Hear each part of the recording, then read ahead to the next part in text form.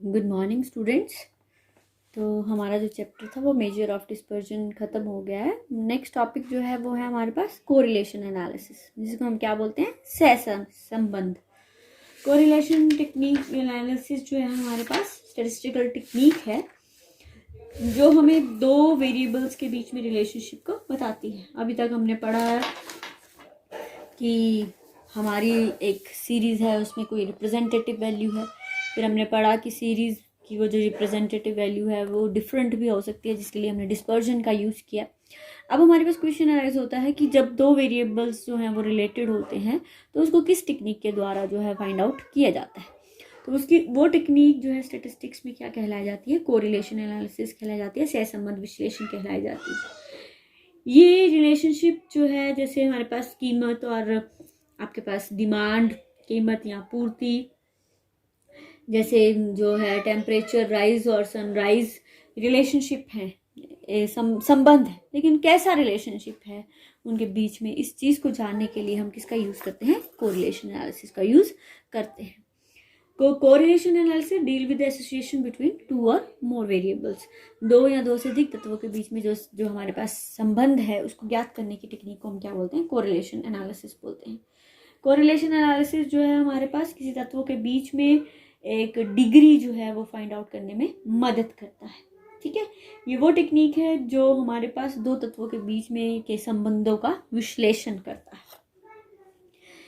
Correlation की जो हमारे पास जो है वो डिफरेंट जो टाइप्स हैं वो हमारे पास 3 प्रकार के हैं। इसमें पहला आता है हमारे पास पॉजिटिव एंड नेगेटिव कोरिलेशन, धनात्मक और ऋणात्मक सहसंबंध। पहला है हमारे पास धनात्मक सहसंबंध।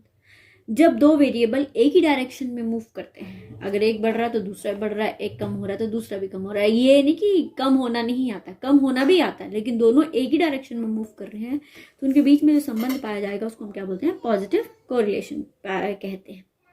इसी तरह से हमारे पास नेगेटिव कोरिलेशन भी होता है, जब दो तत्वों के बीच में ऋणात्मक संबंध होता है।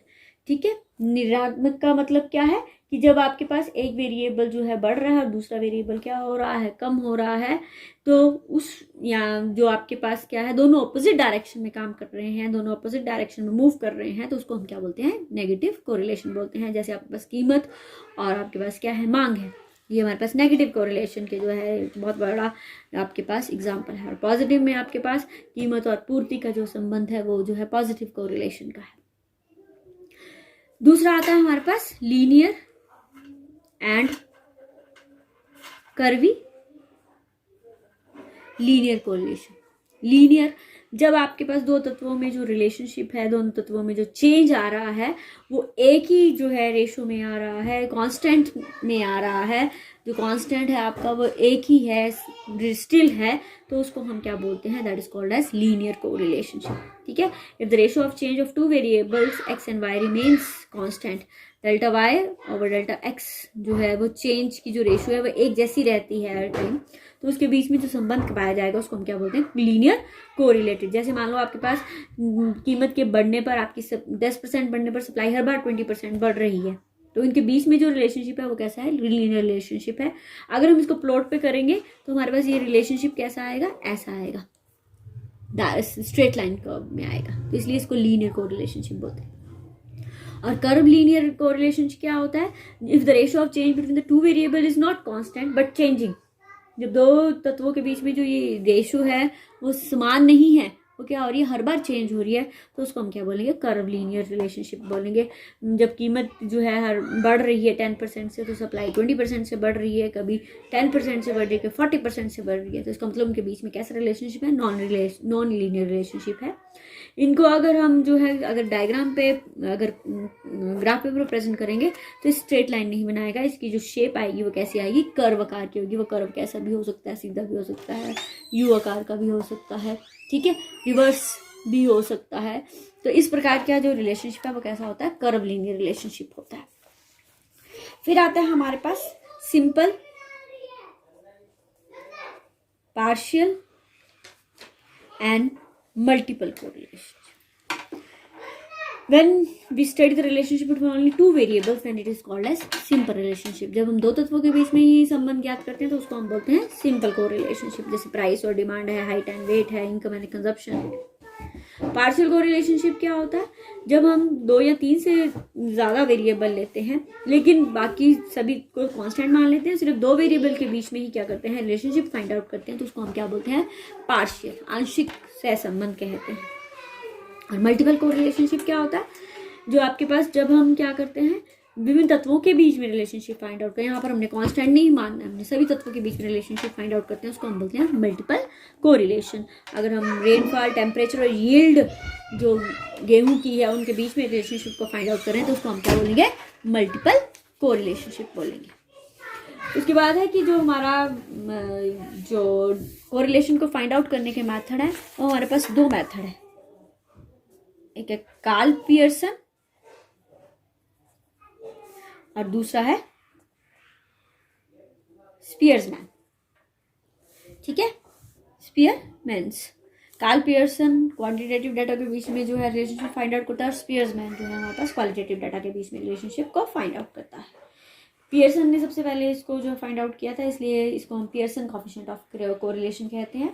इस विधि में कोरिलेशन जो है वो आर के द्वारा डिनोट किया जाता है. ठीक है, जो कोरिलेशन है उसकी वैल्यू किसके द्वारा डिनोट की जाती है, आर के द्वारा डिनोट की जाती है. और सबसे इम्पॉर्टेंट चीज़ है कि आर की वैल्यू जो है, आर जो है ना ही -1 से कम हो सकता है और ना ही +1 से ज़्यादा हो सकता है. इसको हम सिम्बॉलिकली इस तरह से प्रेजेंट करते हैं, R is always greater than and equal to -1 and less than and equal to +1. यानी कि +1 से ज़्यादा जो है आर की वैल्यू नहीं हो सकती. अगर हुई तो आपका न्यूमेरिकल जो है इसका मतलब आपने गलत किया है. कार्ल पियर्सन मेथड को फाइंड आउट करने डिफरेंट मेथड है. हमारे पास एक्चुअल मीन मेथड है और एक आपके पास अज्यूमिंग मेथड है. पहले हम करेंगे actual mean method. Actual mean method में क्या करेंगे, R X Y correlation, coefficient of correlation between X and Y. इसका जो फार्मूला होता है वो क्या होता है, summation X Y over summation X square into Y square का अंडर रूट. एक्स किसके बराबर होता है यहाँ पर, एक्स माइनस एक्स बार के बराबर होता है और वाई किसके बराबर होता है, वाई माइनस वाई बार. आपको पता है यहाँ पर हमने क्या लेना है, मीन लेना है. जब हमारे पास डाटा क्या है थोड़ा होता है तो हम इस मेथड का यूज़ कर सकते हैं. और दूसरा क्या है, जब हमारा मीन वैल्यू क्या है, होल नंबर में आए तब हम इस मेथड का यूज़ कर सकते हैं. तो इसके लिए हम एक न्यूमेरिकल कर रहे हैं. एक्स की वैल्यू दी है 2 3 4 5 6 7 8 और वाई की वैल्यू दी है 4 7 8 9 10 14 18 10. ठीक है, अब हमने सबसे पहले इनकी मीन वैल्यूज निकाल लेनी है. तो मीन वैल्यू क्या आई, 35/7. कितना आया, 35 आपके पास टोटल आया इसका और 7 इसकी नंबर है तो आई वाई. इस तरह वाई में जो है वो इसका जो समेशन वाई है वो कितना है, 70 है. 70/7 इसका जो आपके पास वाई बार आया वो कितना आया, 10. क्योंकि मीन वैल्यू होल नंबर में है तो हम इस मेथड का यूज़ कर सकते हैं. अब हम क्या निकालेंगे, स्मॉल एक्स किसके बराबर होता है, एक्स माइनस एक्स बार. एक्स बार कितना है हमारे पास 5. हर में से हमने क्या करना है, 5 को माइनस करना है जैसे हम ऑलरेडी करते आ रहे हैं. 2 - 5 - 3 3 - 5 -2 5 4 - 5 -1 5 - 5 0 6 - 5 1 7 - 5 2 8 minus that is your 5 3 x square 9 4 1 0 1 4 9. y भी हम इसी प्रकार से निकालेंगे, y माइनस y बार कितना है आपके पास 10. 4 - 10 -6 7 - 10 -3 8 - 10 -2 9 - 10 -1 10 - 10 0 14 - 10 4 18 - 10 8. y square 36 9 4 1 0 16 64. अब हम निकालेंगे एक्स वाई, क्योंकि हमें क्या चाहिए, product of X and Y. तो एक्स और वाई को हमने मल्टीप्लाई किया तो हमारे पास आया 18 6 2 0 0.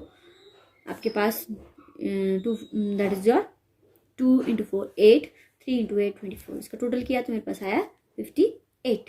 फार्मूला में पुट करेंगे. हमारा फार्मूला है R equal to summation X Y over under root of summation X square into Y square.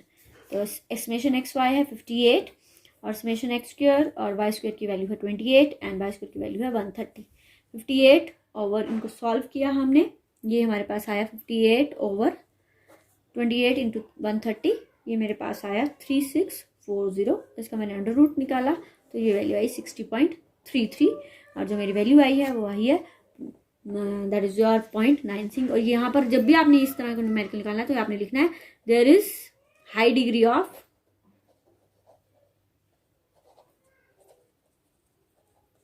Positive relationship among the variables. ठीक है, क्या है उनके बीच में ऋणात्मक संबंध है और कौन सी डिग्री का है, हाई डिग्री का है। ठीक है, उसके बाद नेक्स्ट मेथड है मेरे पास अज्यूम मीन मेथड। ये मैंने आपको बोला कि जब आपके पास मीन वैल्यू होल नंबर में हो तो हम इस मेथड का यूज कर सकते हैं, लेकिन अगर मेरे पास मीन वैल्यू होल नंबर में नहीं है तो हमें जो है नेक्स्ट मेथड है वो हमारे पास क्या है, अज्यूम मीन मेथड है। अज्यूम मीन में क्या करना होता है, आपने जो आपके पास ए है वो आपने क्या कर लेना है, अज्यूम कर लेना है। इसका फार्मूला क्या रहता है, summation D X D Y minus summation D X into D Y over N summation D X square minus D X का होल स्क्वायर, इसी तरह से N summation D Y square minus D Y का whole square. ठीक है, इसके लिए मेरे पास एक न्यूमेरिकल है, मैंने लिया हुआ है एक्स और वाई की वैल्यूज। तो मेरे पास एक्स की वैल्यू है 10, 12, 18, 16, 15, 19, 18, 17। वाई की वैल्यू है 30, 35, 45, 44, 42, 48, 47, 46। एक बात याद रखना, जब भी आप यहाँ से जूम मिल ले तो एक दोनों एक जैसे नहीं ले लेना, एक ऊपर वाला लेना, एक नीचे वाला ले लेना। ऐसा क्या होगा कि आपके पास 2 जीरो हो जाएंगी और 2 आपकी थोड़ी जो मल्टीप्लिकेशन है वो क्या हो जाएगी, कम हो जाएगी। तो यहाँ से मैंने डी एक्स निकालना है, ए किसके बराबर है, 16 के बराबर है। तो मैंने माइनस क्या किया है, अब मैंने डी एक्स निकालूंगी। 10 minus 16 minus 6, 12 minus 16 minus 4, 18 minus 6 2, 16 minus 6 0, 16, 15 minus 16 minus 1, 19 minus 16 3, 18 minus 16 2, 17 minus 16 1। अब मैं इसमें प्लस वाले प्लस कर लूँगी और माइनस वाले माइनस कर लूँगी।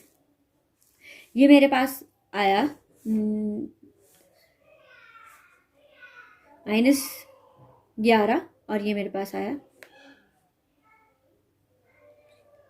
8। तो मेरे पास -11 + 8 -3।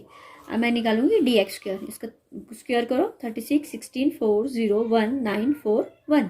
इसका टोटल आया मेरे पास 71। अब मैं निकालूंगी डी वाई। डी वाई में मैंने वाई ए क्या लिया है 42। अब मैं हर में से क्या करूंगी, 42 को माइनस कर दूंगी।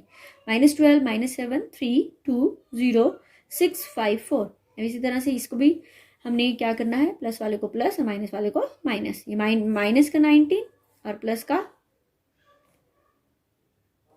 20, 20 माइनस 19 1। ठीक है, अब मैं करूंगी डी वाई स्क्वायर।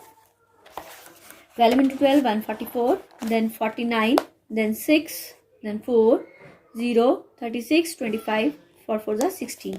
अब मैंने निकालना है D X, product of D X D Y. तो D X into D Y 72, then 28, then 6, then 0, ये 0, देखो 2 0 हो गए ना।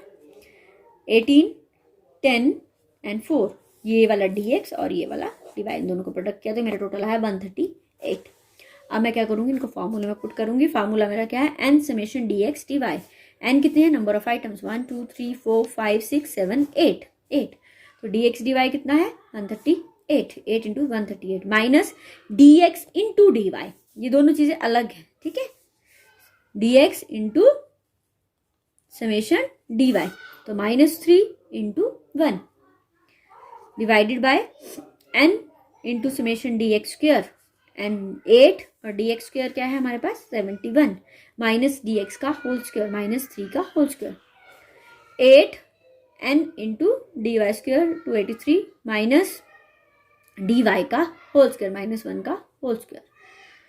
इसको किया मेरे पास तो 1104 + 3 568 -9 एंड 2264 -1। अगेन सॉल्व किया तो 1107 और 559 5 12 26 22 63। 1107 इन दोनों को मल्टीप्लाई किया तो 12650 1,26,000 5,017।